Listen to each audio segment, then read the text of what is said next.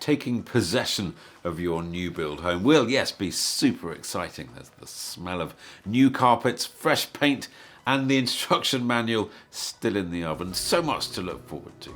But hang on just a moment, because in this episode of my special series on new build homes, I'm going to be revealing some of the most common pitfalls and how to avoid them.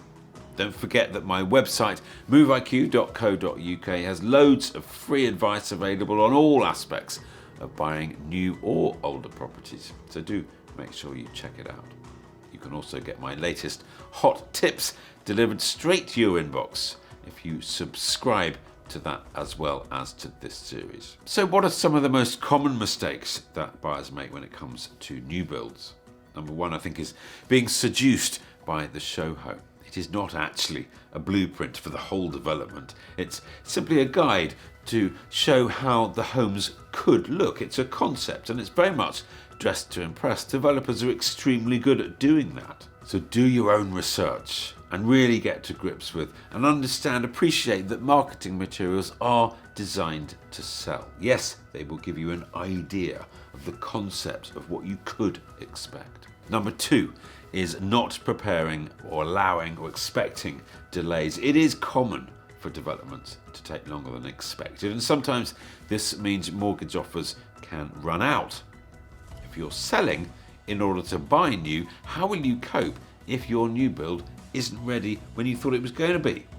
The key here is to keep communication with all parties open and clear, both with your developers and your mortgage providers, and indeed the person that you're selling to. I think the third mistake new build buyers can make is expecting to be able to move in as soon as the build is finished.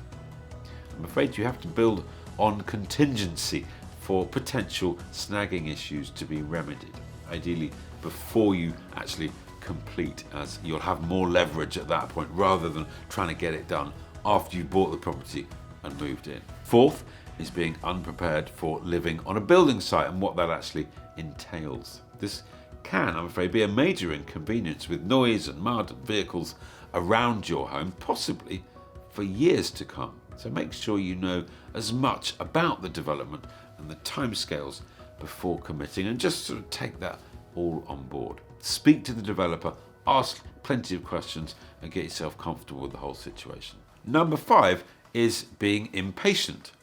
New builds do take time to settle, and certain things like the heating or the plaster work or all sorts of little things might just take a little longer to get working and settle down than you first expected.